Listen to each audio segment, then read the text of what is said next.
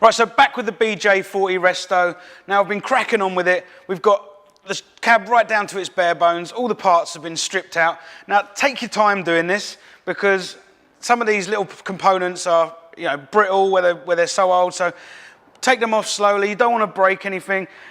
We're looking for a bit more damage, a bit more corrosion. So mark all that down, make note of it for a later date, and make sure that you get all the parts and get them in boxes. So I haven't gone too mad with this. I haven't gone every single little component in its own bag.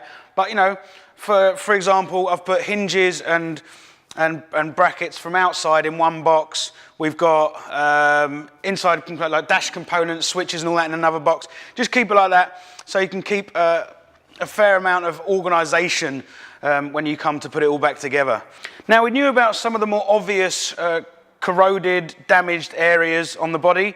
Now, I'm not too bothered about those, and luckily we didn't have too many more surprises, which is, for a truck of this age, is quite surprising.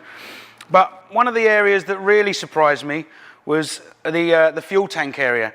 Now, usually you pull these up and underneath of the tank is all rusty and the floor pan itself is all corroded, but someone's actually done a bit of preventative measures on this. They've taken it out, stripped it down, painted the underneath of the tank, and they'd put little rubber spacers that were underneath the tank to let it breathe.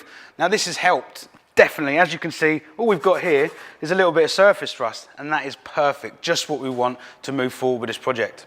Next step's going to be getting the body off. We're going to be doing that with a forklift, nice and safe, few straps around, and then we're going to be getting it down to our friends down at SEQ Onsite Services. Now they're just here in Caboolture, and they're going to be doing all the sandblasting work on the body and the chassis, and they'll be doing an epoxy primer on it, and then I'll be receiving the cab back to me, and then we'll be cutting out all the rot, and then we'll see all the bits that are hidden by those little bits of bog, and I'm sure there are some on this body.